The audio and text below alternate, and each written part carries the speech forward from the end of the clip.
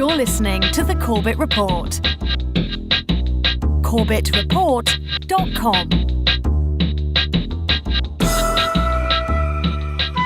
Welcome, ladies and gentlemen. Welcome to another edition of the Corbett Report podcast. I'm your host, as always, James Corbett of Corbettreport.com, coming to you here on this 14th day of December 2018. This is episode 350 of the Corbett Report podcast. History is written by the winners.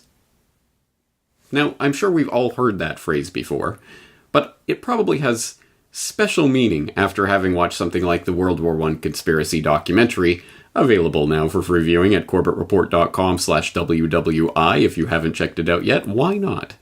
But as I say, for viewers of that documentary, or for a lot of the work that I do here at the Corbett Report, this phrase has special meaning and resonance. It obviously is true that the people who end up writing the history books are the ones that are in control of any particular period of time and are going to reflect the biases of the ruling establishment that allows such things to be printed. That is true of every historical period and no less true of our own, although we always like to think we live in a special pocket of reality that's so different from times past. Yes, conspiracies and things happened in the past, but they don't happen today. History was written by the winners in the past, but today we're all objective and academics living in ivory towers. Well, no, I'm here today to remind you that this is not the case, and to remind you in the context of the World War I conspiracy, which we've been examining here on the Corbett Report for the last several weeks, and this is part of the follow-up to that documentary that I did promise. So if you are not familiar with the documentary itself, please go to corbettreport.com/WWI. But if you are not familiar with the follow-up work, I've also done a couple of propaganda watches on this subject, such as the recently released Freedom Fries and Liberty Cabbage. And also I've released the full interview with Richard Grove, which is now available on my website. The link will be in the show notes. And the full interview with Jerry Docherty. Again, the full interview is there on the website. The link will be in the show notes. Let's listen to a little segment from that Jerry Docherty interview where we raise this question of how is history written, by whom, and who is excluded from that narrative? Well, given the enormity of the discrepancy between the story of World War I that we all learn in school and the story that you're painting for us, the picture that you're painting for us here, what does that tell us about history itself? History as a subject of study, history as something that is written, and as we're told, written by the winners. What are the implications of this? And for people like yourself who are trying to study this information, but as you say, a lot of this information has been carefully scrubbed from the records, or there's murky details that we can't ultimately drill down, and we'll never find that ledger connecting this person to that payment to that event. What does this tell us about the construction of history itself? I find that a fascinating question.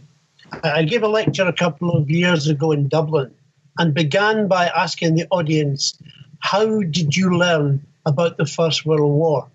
And you know what? About half an hour later, we were still discussing what had just been an opening remark.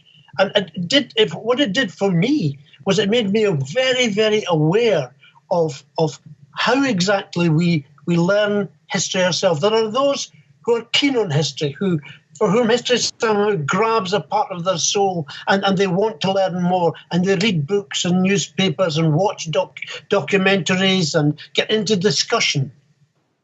There are those who aren't and just run with whatever the headline of the day is. That's the nature of the world.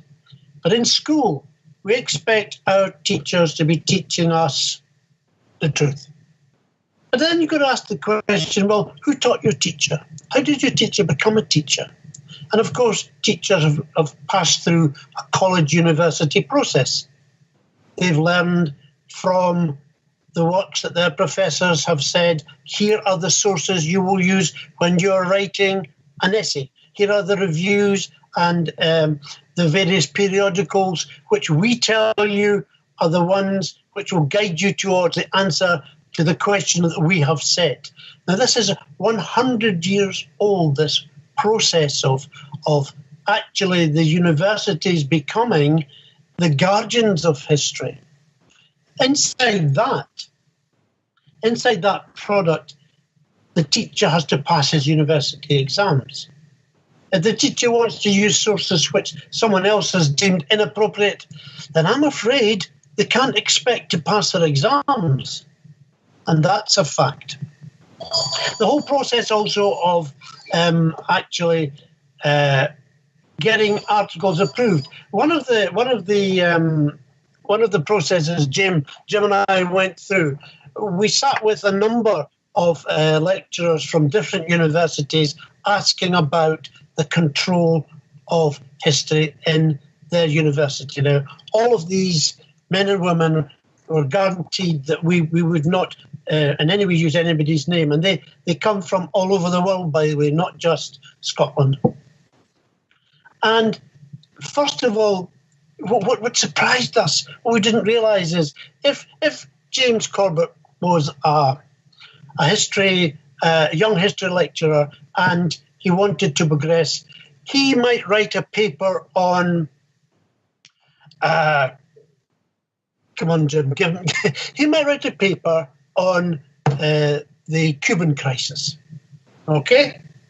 And he might have discovered that, in fact, one of the consequences of the Cuban crisis was an increase in refugees coming from Cuba to the United States and the impact that had on society. Now, so the young James Corbett goes and does this and investigates and discovers records which haven't been used and puts together an approved a paper on this very subject. For that to be recognised as an official paper of worth by the academic community, it would have to go through a process where peers read it. You wouldn't actually ever know who had read your paper, by the way, but it would be submitted to peers to read it. And if they read it and they liked it and they thought that it had some new light to shed on that particular topic, it might well find its way into a professional magazine, a professional periodic. If they didn't like it because it was perhaps suggesting that there had been malpractice and there was evidence of something that people shouldn't have been doing, or something had happened behind the scenes which no one wants to know about, then that would not be published. And they would be told that perhaps they haven't used enough recognised official text within the concept of what they're writing. And they would be advised that if they wanted to proceed and move up the ladder, that they really should follow the orthodox method and the orthodox view. Jim and I got into a discussion, not heated, but it was very lively, with a fairly senior lecturer, and he turned to us and said, "But don't you realise you know more about the First World War than we do, because we become specialists in micro subjects, and we give lectures to our students which is based on the orthodox thinking or the latest approved book." There's an excellent new book called The Sleepwalkers, who's Clark, I think it's Clark's work, which infers that Europe sleepwalked into war, that nobody saw this coming. Rather a clever wee concept, because it begins to unpick the notion that there were other influences here, but doesn't seek to blame anybody. But this is the way in which the centre controls those new thinkers and people who, for example, we've over the last 4 years, we've had a history blog going out about the truth and the First World War. Now, at least 2 people have contacted us to say that they have been told that they cannot use this. It's just even though our evidence comes from archive papers, from cabinet documents, from Library of Congress, from secondary sources of high repute, the actual formation of history is very closely guarded. Once again, Jerry Docherty, co-author with Jim McGregor of Hidden History. The Secret Origins of the First World War, a book that I have recommended highly and continue to do so for anyone who is interested in this story of World War I and how the history books have not told you all the details. And in that segment that we just listened to, Jerry raises a number of important points, not just about the history of World War I specifically, but about the subject of history in general. For example, who teaches the teachers of history, and where do they get their knowledge? Who publishes those books that become the standard history books, and under what circumstances? What kinds of records are allowed into the historical narrative, and what is excluded? Again, very foundationally important questions, and in our current day and age, I think there can be no doubt that all of the biases that inevitably sneak into any historical narrative are, at this point, institutionalized. This is an institutional system where, in the academic setting, of course, there is the peer review process and the academic journals that closely gatekeep the historical record for the consensus of any given era. And there, in the general world, the education system, for example, the textbooks, of course, are published in curricula that are developed by boards that are influenced by grants from foundations and other things happening behind the scenes, the formation of cadres of teachers, the institutions like the American Historical Association. There are some very interesting roots to the system that we have today that most people in their day-to-day lives will never think about, will never encounter, but that have been important in shaping and molding their perception of history itself. That's a very profound point, so we need to do a little bit of unpacking here, and perhaps the easiest way to do that is to look at some specific examples. So let's use the World War I conspiracy as a ready-to-hand example that we can use to unpack this notion for today. And we'll start by taking a very obvious inroad into this issue. I think it should be obvious to anyone who's thinking in terms of World War I and education. Well, the World War I conspiracy, as you'll know from having watched the documentary, revolves around a clique that emerged from a secret society that turned out to not be so secret when William T. Stead blew the whistle, as it were, in 1902, but a secret society that was formed in the 1890s by Cecil Rhodes. Cecil Rhodes is still a name that I think still has resonance with the general public today, not from Rhodesia, which of course is now Zimbabwe, but from the other enduring part of the Rhodes legacy that I think if you go out and ask people on the street, most people are going to associate the name Cecil Rhodes with, let's all say it together, the Rhodes Scholarship. The Rhodes Scholarship. By the time of his seventh will, Cecil Rhodes had refined his vision to enough to understand that leaving his money for a particular purpose, namely to mold and shape the perception and thinking of the next generation or generations of people, was going to require control of the education system and process itself. Now, obviously, that's a very tall order for anyone, even someone as magnificently wealthy as Cecil Rhodes. So the idea is not to try to come and outright buy the entire education system itself, whatever that would mean. But no, you select the best and the brightest minds in the upcoming generation, people who are clearly going to go on to be some of the leading academics or researchers or historians or people in particular positions of power, and mold and shape their perceptions. Get them at a young and impressionable age with the power of the pocketbook, throw money at them and say, hey guys, why don't you come over to Oxford? We'll help shape your understanding of the world. And that's exactly what Rhodes did. And of course, right away, the other robber barons and would-be social engineers of the era picked up on that idea. It was a very powerful idea. So that's why, for example, Andrew Carnegie is a name that people, again, will associate with the institutions like the public libraries that are now part of his legacy. Oh, he gave back to the public. The Rockefellers are associated with the Rockefeller Foundation and all of the philanthropic work that they do. But that philanthropic work started with their first steps in the world of education and academia. For example, as we saw in How Big Oil Conquered the World, corbettreport.com/bigoil, what was John D. Rockefeller's first steps into philanthropy? His very first step was the foundation, the endowment, and the funding for the University of Chicago. The formation of the University of Chicago. It is a Rockefeller creation. And what was one of his very next steps before the formation of the Rockefeller Foundation proper? he endowed the General Education Board with a staggering $180 million, an incredible amount of money, especially, of course, in 1905 or that era. A staggering sum of money. Almost unbelievable. Why was this Rockefeller oil monopolist business tycoon so interested in education? Well, the answer, again, should be obvious, especially to people who have seen how and why big oil conquered the world.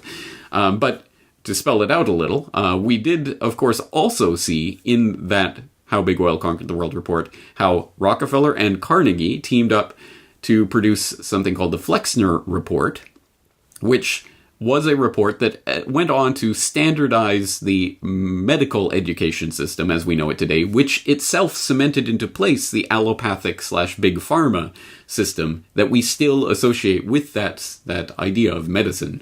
That is what medicine is. It is the allopathic big pharma system, which, oh, by the way, relies on big oil for a lot of the pharmaceuticals that it pimps on people.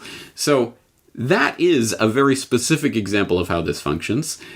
In the World War I case, we have another very specific example of how this functions, and this comes to us from someone who will be familiar to my long-term listeners, Norman Dodd, the head researcher for the Reese Committee, a congressional committee formed in the 1950s to examine the doings of the tax-exempt foundations, like the Rockefellers and the Carnegies and the Ford Foundation and the other major tax-exempt foundations that were operating at that time. Now, that committee, as, again, my longtime listeners will know, came to a number of startling conclusions. But one that was, I think, of particular relevance to our topic here today was contained in that Norman Dodd interview, which I'm assuming most of you have seen by now. The link will be in the show notes in case you haven't. But let's listen to a segment where the thread is connected directly from World War I and the use of war in shaping and molding public perception and opinion, and how that ties into the story of the creation of the institutions that now gatekeep the historical record. We are now at the year 1908, which was the year that the Carnegie began operations. And in that year, the trustees, meeting for the first time, raised a specific question, which they discussed throughout the balance of the year in a very learned fashion. And the question is there any means known more effective than war, assuming you wish to alter the life of an entire people? And they conclude that no more effective means than war to that end is known to humanity. So then in 1909 they raised the second question and discussed it, namely, how do we involve the United States in a war? Well, I doubt at that time if there was any subject more removed from the thinking of most of the people of this country than its involvement in a war. There were intermittent shows in the Balkans, but I doubt very much if many people even knew where the Balkans was. Then finally, they answer that question as follows. We must control the State Department.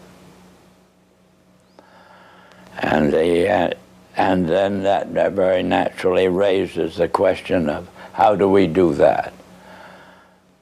And they answer it by saying we must take over and control the diplomatic machinery of this country. And finally they resolve to aim at that as an objective. Then time passes, and we are eventually in a war, which would have been World War I. And at that time, they record on their minutes a shocking report in which they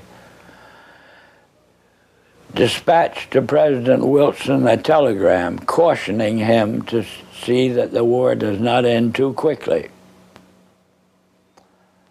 And finally, of course, the war is over. At that time, their interest shifts over to preventing what they call a reversion of life in the United States to what it was prior to 1914, when World War I broke out. And they arrive at that point, they come to the conclusion that to prevent a reversion, we must control education in the United States. And they realize that that's a pretty big task. So it's, to them, it is too big for them alone, so they approach the Rockefeller Foundation with the suggestion that that portion of education which could be considered domestic be handled by the Rockefeller Foundation, and that portion which is international should be handled by the endowment. And they then decide that the key to the success of these two operations lay in an alteration in the teaching of American history. So they approach four of the then most prominent teachers of American history in the country, people like Charles and Mary Bird, and their suggestion to them is, will they alter the manner in which they present this subject, and they get turned down flat. So they then decide that it is necessary for them to do, as they say, build our own stable of historians. And then they approach the Guggenheim Foundation, which specializes in fellowships, and say, when we find young men in the process of studying for doctorates in the field of American history, and we feel that they are the right caliber, will you grant them fellowships on our say-so? And the answer is yes. So under that condition, eventually they assemble 20. And they take this 20 potential teachers of American history to London, and there they're briefed into what is expected of them when, as and if they secure appointments in keeping with the doctorates they will have earned. And that group of 20 historians ultimately becomes the nucleus of the American Historical Association.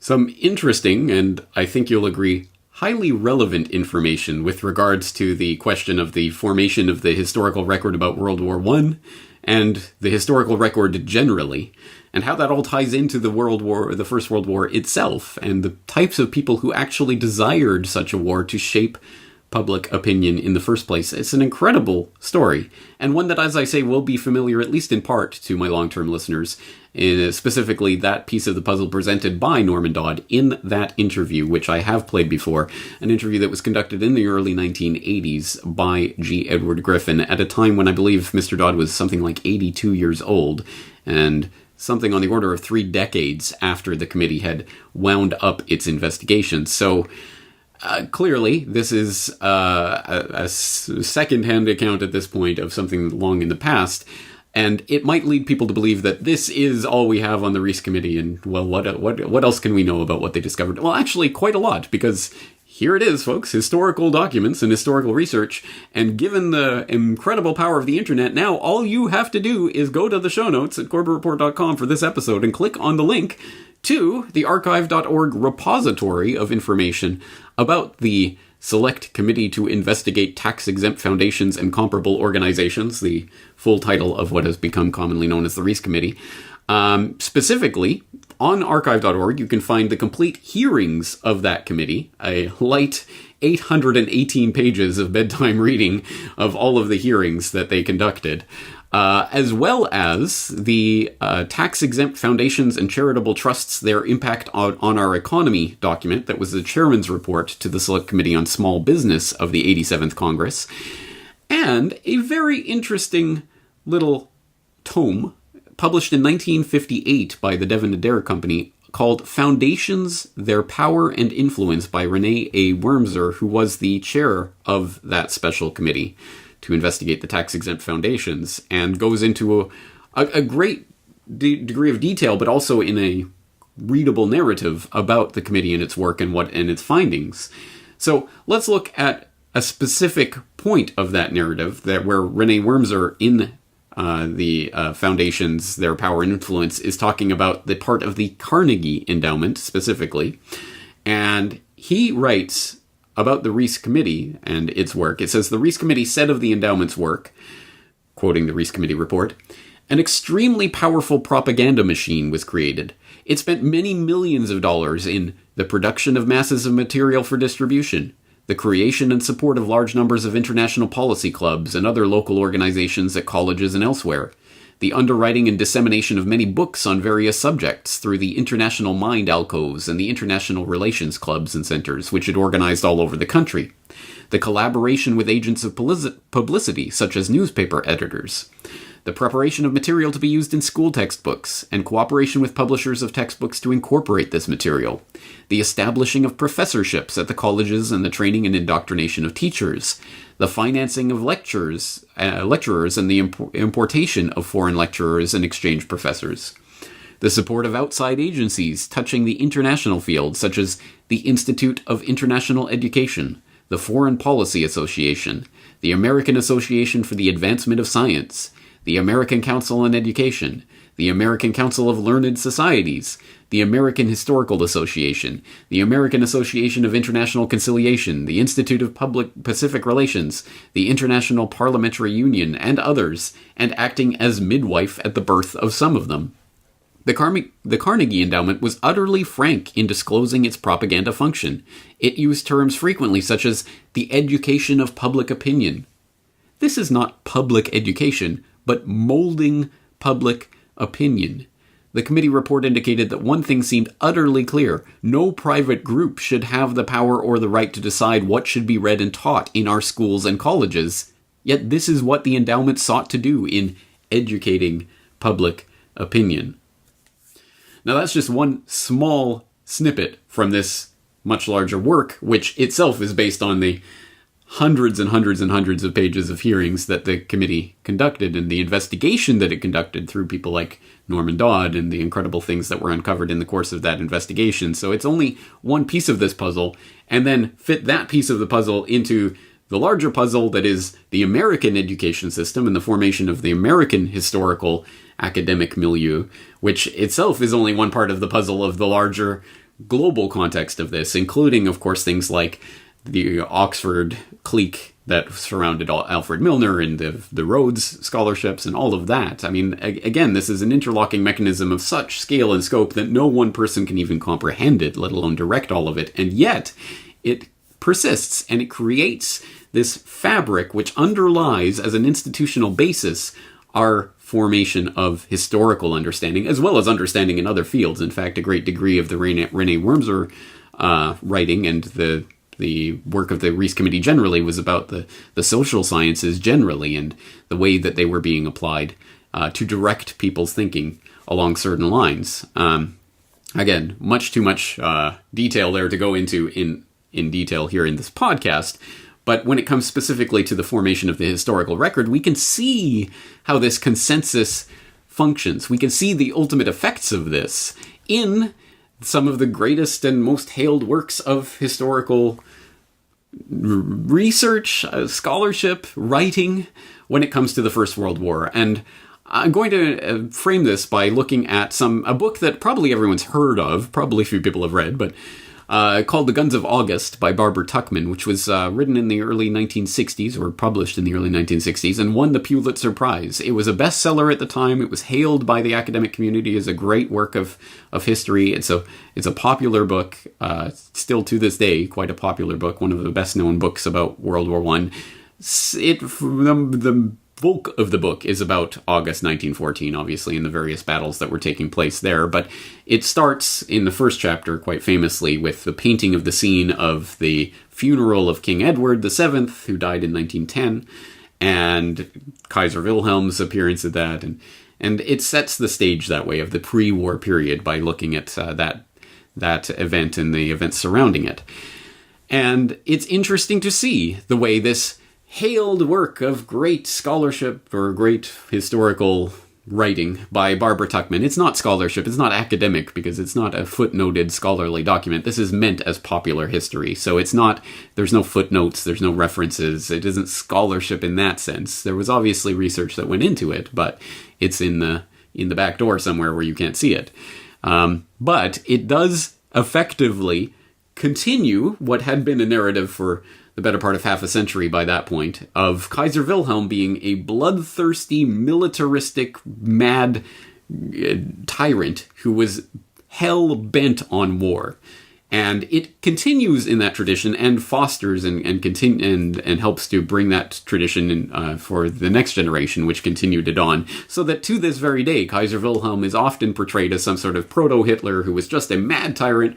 All he was interested in was military and the war, and he was plotting and scheming for warfare for decades prior to the outbreak of World War I. So you can kind of understand why in Paris 1919 they came up with a war guilt clause that laid the entire blame for World War I on Germany, because, you know, the Kaiser Wilhelm, he was a warmonger, so you know, it kind of makes sense. I mean, it might have been a mistake in retrospect, I guess, but they were doing the best they could. That's now, amazingly enough, that's now the historical consensus around Paris 1919. Well, they were peacemakers. They were trying their best. And that stems to a large extent because people have swallowed this narrative that unquestioningly that Kaiser Wilhelm was absolutely a mad, bloodthirsty tyrant. And it comes from works like Barbara Tuchman. So let's look at some specific examples from Tuchman that paint this picture. Here's a paragraph that jumps out at me, and I'll just present it and we'll examine it afterwards. But I want you to really think about this paragraph. It's referring to the Kaiser Wilhelm's appearance at King Edward VII's funeral, and that day, that scene, what was happening. It says, publicly, his performance, Kaiser Wilhelm's performance, was perfect. Privately, he could not resist the opportunity for fresh scheming. At a dinner given by the king that night at Buckingham Palace, King George at this point, for the 70 royal mourners and special ambassadors, he buttonholed Monsieur Pichon of France and proposed to him that in the event Germany should find herself opposed to England in a conflict, France should side with Germany. In view of the occasion and the place, this latest imperial brainstorm caused the same fuss that had once moved Sir Edward Grey, England's harassed foreign secretary, to remark wistfully, "The other sovereigns are so much quieter." The Kaiser later denied he had ever said anything of the kind. He had merely discussed Morocco and some other political matters. Monsieur Pichon could only be got to say discreetly that the Kaiser's language had been amiable and pacific. Think about that paragraph. Think about the information you have just been presented in that paragraph. Again, contextless, there's no footnote, there's no reference. All of this is, we're just taking it at face value, at Tuchman's word for it. So we are presented with this little scene of, okay, well, outwardly, from all outward appearances, from everything that anyone could see or the general public could observe or write about or in any way document, yeah, Kaiser Wilhelm looked like a mourning nephew of his uncle, King Edward VII, who was paying respect and was amiable enough and to the British people and paying his respect and condolence. But inwardly, in his heart of hearts that I, Barbara Tuchman, can secretly know about, he was scheming and plotting for war. And wait, I know this because he buttonholed Monsieur Pichon that very night at Buckingham Palace, at the ceremony that was being held by the king. He buttonholed Monsieur Pichon. He got him into the corner and he started plotting and scheming and trying to get France on Germany's side in case there's a war with England. But hold on a second. How does Barbara Tuchman know this? Because obviously, Kaiser Wilhelm denied it. Well, he would. He's a mad, bloodthirsty, warmongering tyrant. Of course he would deny ever having said that. That's to be expected. And, oh yeah, the other participant in this conversation, Monsieur Pichon, actually said he was amiable and pacific. That's the direct quote. All the rest of that quote is Tuchman inserting herself into this. He could only be got to say discreetly that the Kaiser's language had been amiable and pacific. So he said, yeah, he was amiable and pacific. And Tuchman is saying, oh, they needled him and pressed him and got out of him that he was amiable and pacific. I.e., he was not bloodthirsty, he was not hankering after war, he was not plotting and scheming like a mad tyrant. So the only two people with direct knowledge of this conversation, at least according to Tuchman, are saying that this wasn't about warfare, it wasn't about plotting and scheming, it wasn't about who will be on whose side and you gotta fight the English. It wasn't about that. But Tuchman is saying it was about that, because she can magically read these people's minds somehow or something. I don't know. This is insanity when you actually drill down on the details of a moment like this. And this is just one paragraph in this voluminous book, but it shows you something about the mindset of this Pulitzer Prize-winning historian. This is Pulitzer Prize-winning history, folks. The Guns of August. It's a great work of history that presents passages like that we're just supposed to swallow and internalize. Oh yeah, Kaiser Wilhelm he was always plotting and scheming for war. So, of course. I mean, we don't even need people in these conversations to confirm that the conversations were about what Tuchman was saying they're about. We just accept it because we know he was a bloodthirsty tyrant. This continues. This pattern continues itself. There was something called the Daily Telegraph Affair of 1908, which refers to a interview, quote-unquote, of Kaiser Wilhelm that was published in the Daily Telegraph, one of the propaganda vehicles of the secret elite, documented in Jim McGregor and Jerry Docherty's history, the hidden history of World War I, documented that this was a propaganda vehicle that was part of the concerted propaganda push that was going on in the first decade of the 20th century to demonize the Germans and Kaiser Wilhelm in particular. They published an interview in October of 1908 that made quite a scandal at the time and shocked and horrified the British people and even the German nation, as we can tell from Barbara Tuchman, who writes about the affair this way. She says, the year, 1908, closed with the most explosive faux pas of the Kaiser's career, an interview given to the Daily Telegraph expressing his ideas of the day on who should fight whom, which this time unnerved not only his neighbors but his countrymen. Public disapproval was so outspoken that the Kaiser took to his bed, was ill for 3 weeks, and remained comparatively reticent for some time thereafter. So that's a one-paragraph summary of the Daily Telegraph affair that you'll find in the Pulitzer Prize-winning Guns of August. But there's a little bit more to that story, as you might imagine. And you can find that in various works, but in a work that I think is extremely important to counterbalance this Kaiser Wilhelm bloodthirsty tyrant hell-bent on war narrative that is so unquestioningly parroted by people in this day and age, influenced by Tuchman, who herself was influenced by the scholars and academic historians who had come before her. The counterbalance to this is presented in a book called, provocatively enough, The Innocence of Kaiser Wilhelm II. And I must admit, upon first hearing the title of this book, I thought, well, that's a bit much. I mean, I get that there's some skewing of the historical record, but to say the innocence, as Jerry Docherty points out in that full interview that we conducted for the World War I conspiracy, he says, well, it's ridiculous to paint anyone in black and white, and the Kaiser was no pure angel, he was not innocent, he was not a, pure soul. There's no good side in a war like this, which is very true. But as a counterbalance, when all of the history tells us repeatedly that the Kaiser wanted nothing but blood and warfare, I do understand the counterbalance being, well, you have to say the innocence to protect the historical record from that falsity, that bias that has systematically crept into the historical record.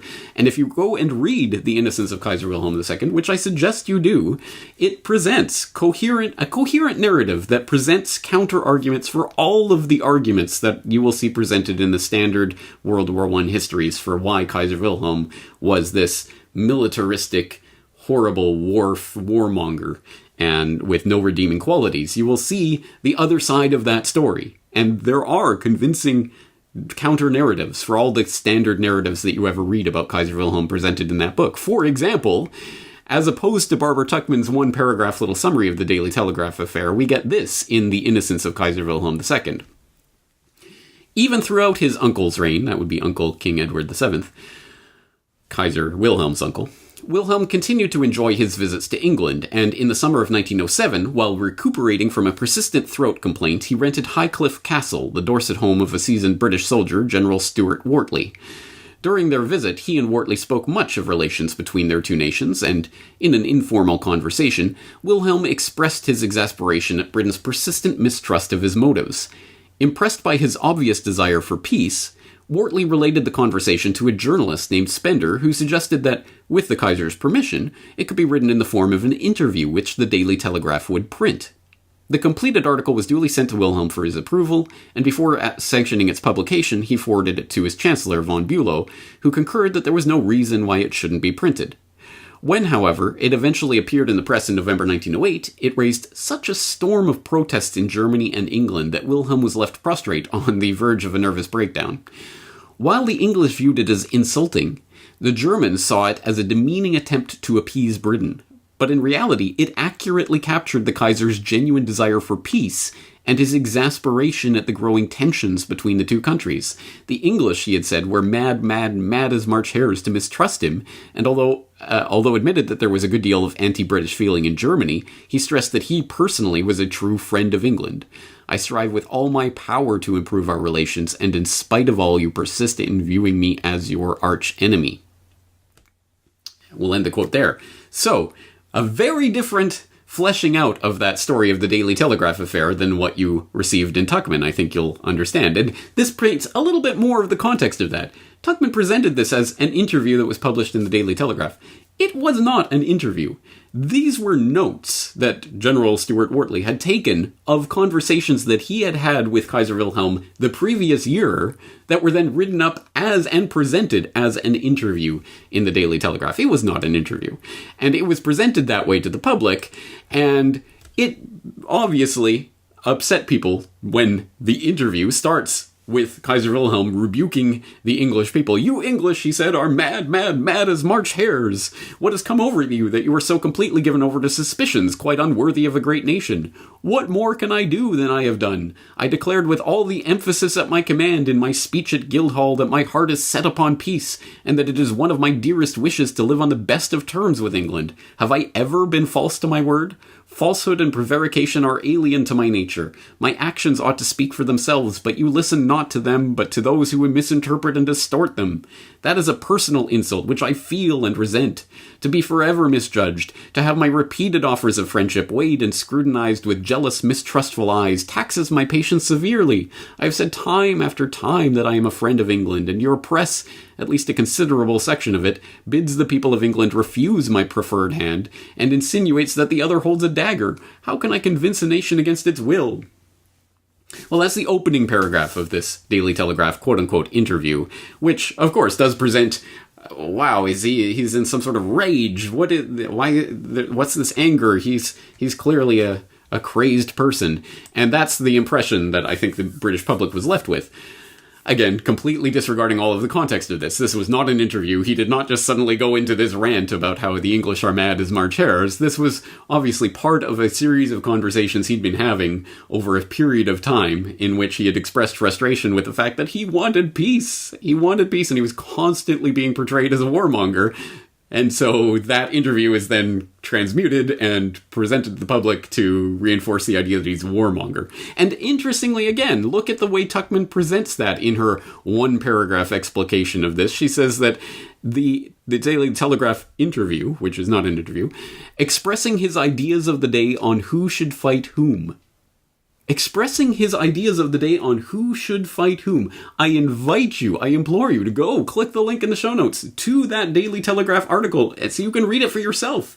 And you tell me if you would summarize that interview as Kaiser Wilhelm expressing his ideas of the day on who should fight whom. That is not at all what that interview says, what it is about, or the subject that it touches on. It is all about Kaiser Wilhelm's, at least his professing that he wanted peace. That is what it is about, at least on the surface level. Now, you could say, well, okay, but, he was scheming and plotting behind the scenes, and he was just talking, it was just lip service to peace. But at any rate, that's what the interview is about. It's about Kaiser Wilhelm wanting peace with England.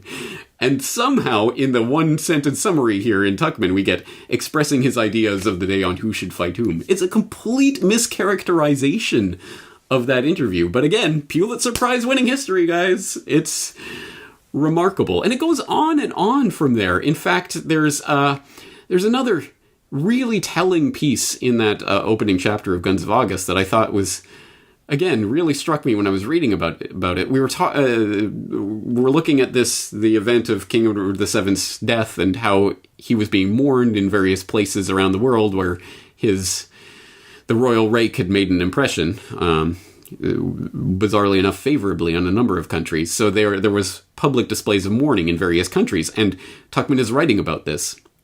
For example, she says, in France, the king's death created profound emotion and real consternation, according to Le Figaro. Paris, it said, felt the loss of its great friend as deeply as London. Lampposts and shop windows in the Rue de la Paix wore the same black as Piccadilly. Cab drivers tied crepe bows on their whips. Black-draped portraits of the late king appeared even in the provincial towns as the death of a great French citizen. In Tokyo, in tribute to the Anglo-Japanese alliance, houses bore the crossed flags of England and Japan with the staves draped in black. In Germany, whatever the feelings, correct procedures were observed. All officers of the Army and Navy were ordered to wear mourning for 8 days, and the fleet in home waters fired a salute and flew its flag at half-mast. The Reichstag rose to its feet to hear a message of sympathy read by its president, and the Kaiser called in person upon the British ambassador in a visit that lasted an hour and a half. Again, think about what has just happened in that paragraph. Talking about all of the things, the different ways that public mourning took place in these different places, and the way that is presented.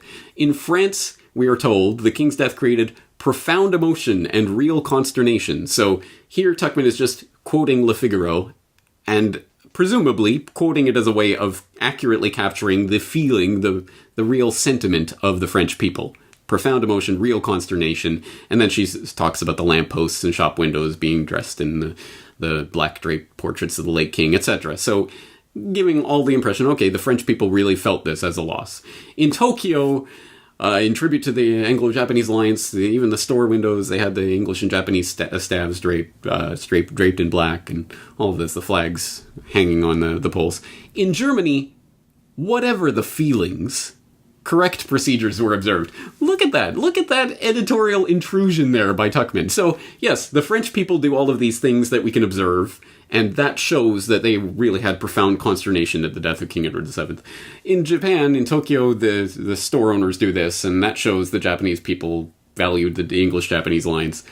But in Germany, whatever their true feelings, i.e., I, Barbara Tuckman, can see into their heart of hearts, and I know that they were actually just doing this just as an outward display because they didn't really care, but they were doing all of the correct procedures. Oh, I guess their army and navy were ordered to wear mourning for 8 days, and the fleet and home orders fired a salute and flew its flags at half-mast. The Reichstag rose to its feet to hear a message of sympathy read by its president. The Kaiser called in person upon the British ambassador. But all of those were just outward displays, and none of them were profound or real.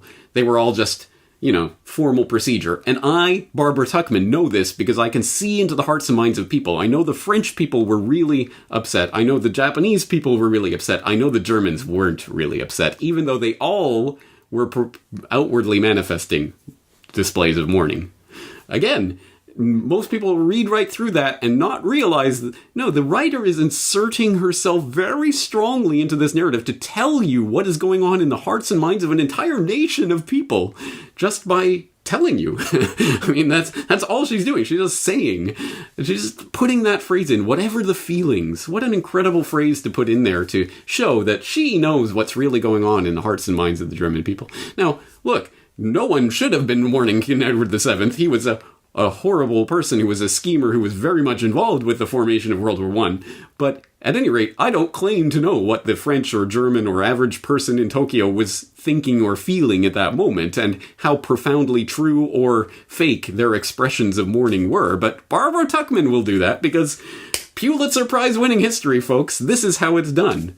Again, think about that. Think about that when you're reading these great works of history and how the writers will insert themselves into that narrative as they always do, as they have to. There is no way to take yourself out of that and to write some objective thing about only the surface level. If you're writing a narrative, you have to create the narrative. But the narrative here is subtly inserted in a way that you don't consciously recognize that it's happening. But at the end of it, you're going to come out of that book thinking, yeah, Kaiser Wilhelm really was a mad, bloodthirsty tyrant. And mission accomplished. It's almost as if someone like Barbara Tuchman has a dog in this fight. Oh, wait. Barbara Tuchman. I wonder if there's any biographical details about Barbara Tuchman. I mean, who is she? What family does she come? Oh, that's right. Her grandfather was Henry Morgenthau Sr., who was a Wilson supporter who was appointed ambassador to the Ottoman Empire during the First World War. So, someone who had some relation to the events that were being described here. And, not incidentally, the niece, Barbara Tuchman was also the niece of Henry Morgenthau Jr., who was, of course, the Secretary of the Treasury under FDR during the New Deal. So, again, someone intimately tied to the power establishment, who actually had some role to play in the First World War, who's writing the history of that First World War in a way that makes the enemy seem like the bloodthirsty tyrant. I wonder if there's any relation there. Actually, that brings to mind another part of this interesting familial relations when it comes to the people who are writing the history of the First World War, because I guarantee if you have heard anything about the First World War in the last 5 years, or done any reading or research into it, you have come across the name of Margaret Macmillan. She is now, type in World War I into YouTube or anywhere else, and you're going to come across lectures and or books and or papers written by Margaret Macmillan, who is perhaps at this point best known for her work on Paris 1919, the Peacemakers. It's been released under a couple of different titles, but her treatment of the Treaty of Versailles and the other treaties that were signed in Paris in 1919. And her narrative, as you'll discover, is, well, first of all, that obviously what came out of Paris in 1919 wasn't ideal. It wasn't the best, but maybe it was the best they could have done. And at any rate, they were trying their best to come up with a good peace. They weren't horrible people, and we can't blame World War II on them. And it was all just an accident, and people were doing their best. And that's the narrative that comes out of Margaret Macmillan. She's also, in the last couple of years, taken to talking about the origins of the First World War and British involvement in the First World War and whether it was justified. And unsurprisingly, coming to the conclusion, yes, it had to be fought, and it was for the good, and British were on the side of the righteous, and the Germans were warmongers. Perhaps best represented, I've seen so many of Macmillan's lectures now, and she always tells the same couple of anecdotes over and over and over. I get it, you get a little anecdote that you think is funny, and you drop it into every lecture you ever do. But anyway, this is the pinnacle of historical research at this point, anyway. But there was one particular debate that I will throw in the show notes. Please click the link. Watch the Intelligence Squared debate on whether Britain should have entered the First World War. That was the question being debated. And on the pro side, on the side of yes, Britain was right to enter the First World War, Margaret Macmillan and her colleague were arguing for all of the reasons that you might imagine, including, of course, that, well, Germany was warmongering and it was under this crazy Kaiser Wilhelm, and if you hadn't have intervened, then they probably would have overrun France, and then that would have created this horrible situation where you have this bloodthirsty, maniacal, militaristic tyrant ruling the continent of Europe, and that would have meant war with Britain anyway, eventually, so it's better to nip it in the bud, and whatever. That kind of narrative is essentially what's being presented. But I invite you to go watch that full debate, because, not only are there weird tricks being played, like the opening remarks are 10 minutes long, and the yes, Britain should have entered the war side gets their 10 minutes, but for some reason, no, they should not have entered the war side gets 7.5 minutes, and they say, no, it's been 10 minutes. And he said, are you sure about that? Yes, 10 minutes. And you could go look at the actual counter on YouTube, and it's only at 7 minutes and 30 seconds or whatever. So weird tricks like that. But also, more importantly, more profoundly, the types of things that are put forward by the yes, Britain should have gotten involved in the war side that are just inserted into that, including, of course, the demonization of Kaiser Wilhelm. But when they're questioned on that, for example, when people say, well, yes, I mean, the rape of Belgium and things that the atrocities that occurred are horrible, but what about the concentration camps and what the British did in the South Africa during the Boer War? That was horrific. And they wave it away with a whisk of their hand. Yes, some bad things happened there, but you can't blame the British Empire for that. But let me tell you why you can blame Germany and Kaiser Wilhelm for everything that happened in Belgium. I mean, again, whatever you make of whataboutism and what have you, at any rate, there is a double standard that is being applied there, quite obviously. And one of the funniest bits is, well, funniest bits is when they're openly called out. I believe it was Macmillan, or it might have been her debate partner, but one of them said something to the effect of, well, show me any instance of anyone in Britain who was arguing for war before World War I. No one wanted war. And someone says, well, what about Jackie Fisher, who, of course, was the first Sea Lord in that period building up in the naval race, and then was appointed Sea Lord again after his retirement when the war that he had so fervently wished for actually broke out. People say, well, what about Jackie Fisher? This is the person. Go back to my Echoes of World War I lecture. The person who said, well, we could Copenhagen the British Navy. We could do a unprovoked sneak attack, not declare war. Just basically bomb them off the face of the earth before they know anything about it. He was an open, outright warmonger. And they say, well, yeah, I mean, Jackie Fisher, but he was a bit crazy. He was a bit out there anyway. So I was like, yeah, name me one person who was warmongering. Oh, yeah, well, other than that. Again, once you watch the debate, there's no question that they are absolutely skewing the historical record in favor of their predetermined outcome. That yes, Britain was great and righteous and holy, and Germany was the most horrible thing that ever existed and needed to be wiped off the face of the planet, essentially. Again, it's almost like Margaret Macmillan has some sort of dog in this fight. Oh, wait! That's right, Margaret Macmillan is the great-granddaughter of David Lloyd George. Even more so than Tuckman. This is an obvious conflict of interest. Do you think the great-granddaughter of the person that she's writing about in 1919 at the peace conference might have some sort of even unconscious bias towards her great-grandfather? Maybe just a little bit, that maybe this should not be the person who is writing the history of 1919, or at least should be. We should keep that front and foremost in our minds when we're reading her history of what her great-grandfather was doing in waging the peace of 1919. Maybe we should keep it in our mind that she is the great-granddaughter of the person she's writing about. I mean, it is possible for her to be objective in that situation, but at any rate, it is something to think about. I mean, the only way that this could get even more ludicrous would be if she was like a Rhodes Scholar or something. Oh, wait, I'll one-up you there. No. Margaret Macmillan did attend Oxford, but she wasn't a Rhodes Scholar. She was a former Rhodes trustee. Yes, one of the trustees who oversees the Rhodes Scholarship. You cannot make this stuff up. The people who are writing, to this day, the most popular and well-received histories of World War I are still the very same clique, connected to the very same families, connected to the very same institutions. It's just insanity. It's insanity.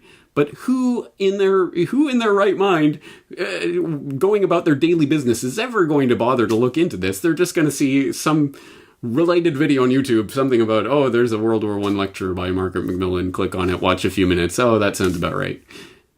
And that's the way history is received in this day and age, unfortunately. Who's going to drill down on those details, except for the Corbett Report? Anyway, so that's how it's done, and that's one aspect of it. But again, it's such an overwhelming picture. We've touched on the institutional biases. We've touched on the way that personal biographies even can influence this. We've looked at the development of narratives like the demonization of Kaiser Wilhelm. But there's an entirely other aspect to this. In fact, there's several other aspects that need to be delved into. So let's do that, and we'll bring this full circle by going back to Jim McGregor and Jerry Doherty and their work on the hidden history of World War I, specifically their blog on the First World War. It is at firstworldwarhiddenhistory.wordpress.com. Obviously, I'll put the link in the show notes. But they have had a series of articles that they published under the title Fake History 1, 2, 3, 4, 5, and 6. And just the titles of these various articles give you a sense of the gist of what they're writing about here. For example, you have Fake History 1, Controlling Our Future by Controlling Our Past. Fake History 2, The Rise of the Money Power Control. Fake History 3, From Burning Correspondence to Permanently Removing the Evidence. Fake History 4, Concealment of British Wartime Documents. Fake History 5, The Peer Review Process. And Fake History 6, The Failure of Primary Source Evidence. Now, each single one of these topics is extremely important and probably deserves its own podcast, but given time restraints and getting everyone on board, let's just drill down on one aspect of this. So, all of these have been encapsulated in an article, a single article called Fake History, How the Money Power Controls Our Future by Controlling Our Past, which I'll direct you to, that's been published by Information Clearinghouse. But let's look at a specific blog entry here from Fake History 3, From Burning Correspondence to Permanently Removing the Evidence, to talk about the incredible and completely unreported story of the theft of hundreds of thousands of primary source documents from the general public into a sequestered secret library that very few people get access to. That's a very interesting story, and one that Jim and Jerry talk about in this article. So I'll read a quote here. Quote, "In Britain, crucial primary documents about the lies and deceit surrounding the First World War through diaries, memoirs, and important letters were censored and altered, evidence sifted, removed, burned, carefully selected, and falsified. Bad as that may be, it is of relatively minor importance compared to the outrageous theft of crucial papers from across Europe. In the immediate post-war years, hundreds of thousands of important documents pertaining to the origins of the First World War were taken from their countries of origin to the west coast of America and concealed in locked vaults at Stanford University. The documents, which would doubtless have exposed the men really responsible for the war and their transgressions, had to be removed to a secure location and hidden from prying eyes. It was the greatest heist of history that the world has ever known. Herbert Clark Hoover, a corrupt and bullying mining engineer, reinvented as a munificent humanitarian and international relief organizer, was the secret elite agent charged with the mammoth job of stealing the European documents. In modern-day parlance, had it all been recorded on computer, he was the one who pressed the delete button.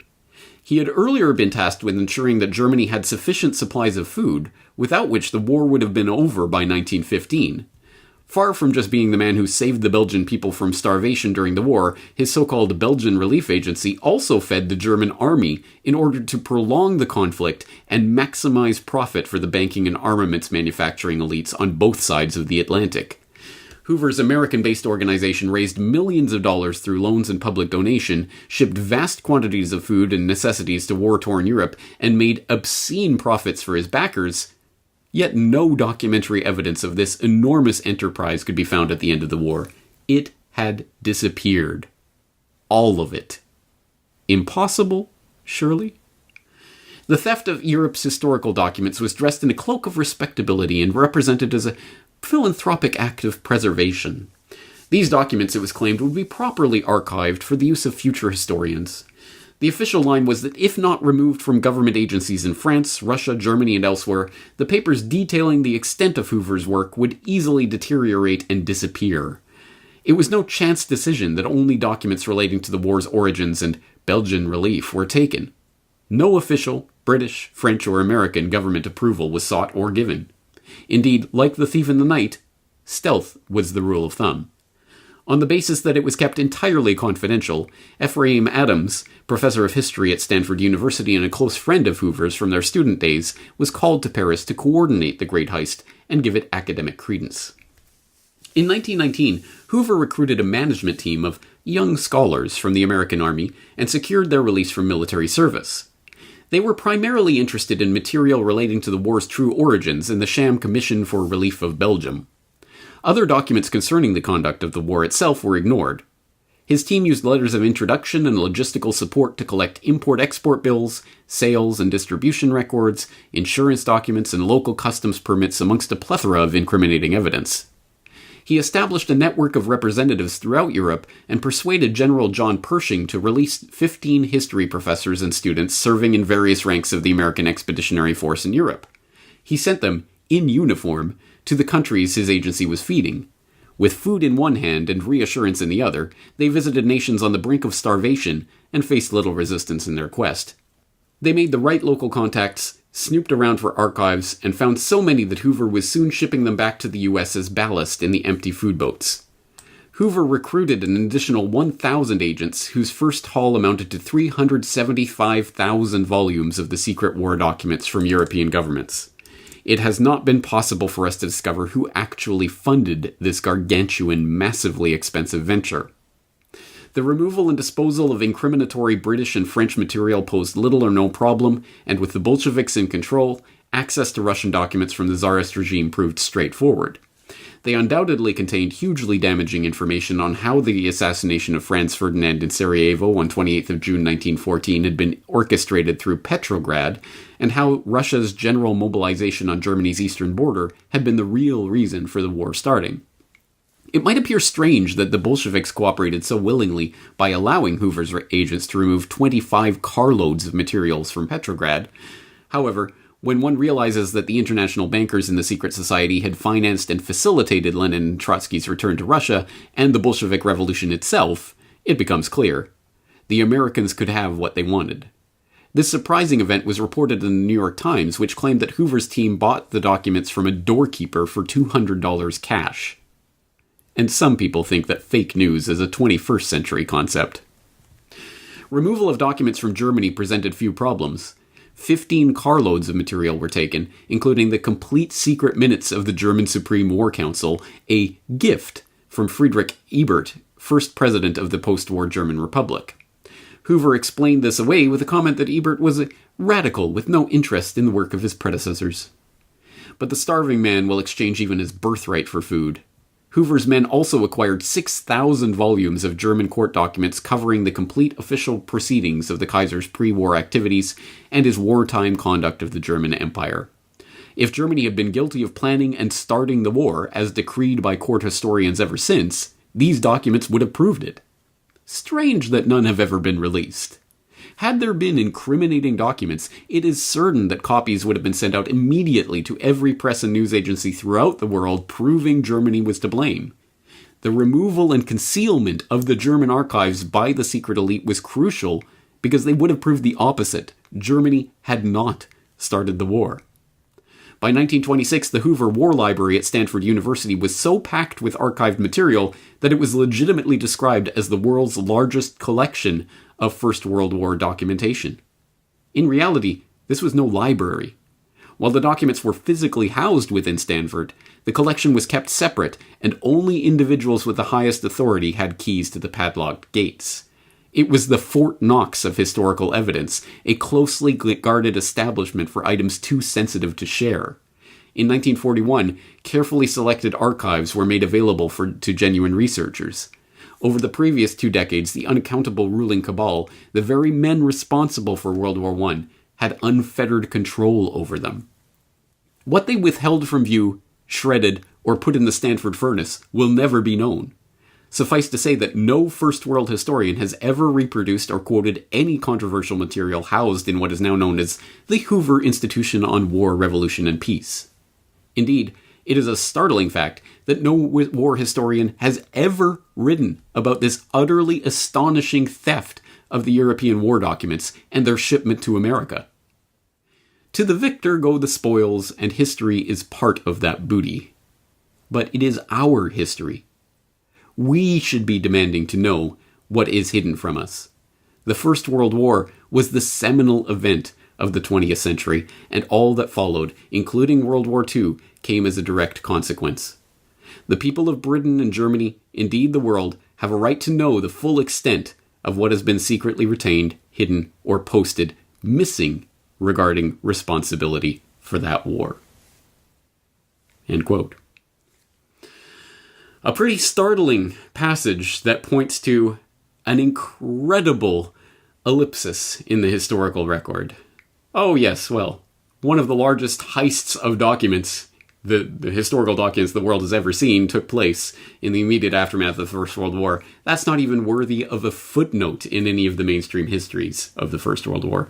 Who's writing those histories? Oh, that's right, the winners. As always, the winners get the spoils of any war, including the spoils of history itself. And the people who perpetrated that war certainly aren't going to let the documents that incriminate them come to light.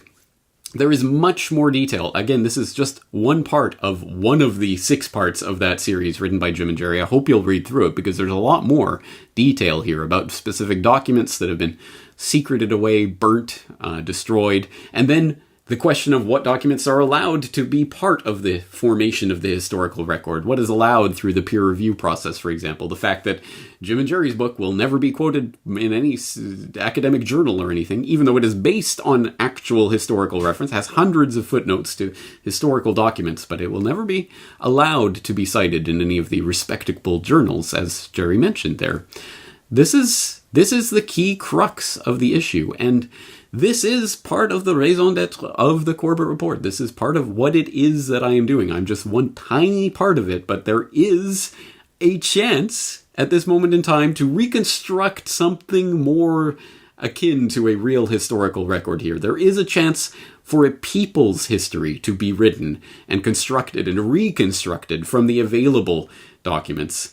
However much has been secreted away and will never be seen again, we still have inroads into this hidden history, and it is through the work of people like Jim and Jerry and all of the other researchers out there that are dredging this up and doing the painstaking work of putting these historical pieces back together that we can potentially reconstruct a real history, a people's history.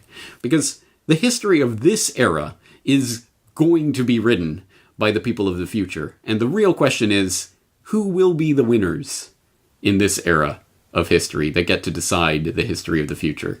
And it's not a question that you can be a spectator on the sidelines about. You are part of this. You are part of the history that is being made now, and you are deciding whether we will be the winners or whether, once again, we will be the losers in this grand game that is taking place around us, and whether the people who control the historical record will continue to maintain that control simply because we do not even know, for the most part, that control exists at all, let alone the mechanisms by which it functions. Incredibly, fundamentally important issues that we're discussing here today. But as I say, all I can do is start to open up the conversation, direct you to some of the resources that we've looked at today, so you can start doing this for yourself. And again, it's going to be the work of all of us together that will make a difference in all of this, in constructing a real people's history written by we the people who should be the winners of history, rather than the gatekeeping of the elite. All right, we're going to leave it there for today. So much more to talk about, obviously, but please do go to the show notes. Some very valuable resources will be down there in the show notes for today's episode. I hope you'll join me there on Corbettreport.com. Once again, of course, this work is brought to you by you. I cannot do it without your support, so if you appreciate the work that I'm doing here, please do support Corbettreport.com/members. We're going to leave it here for today. I'm looking forward to talking to you again in the near future.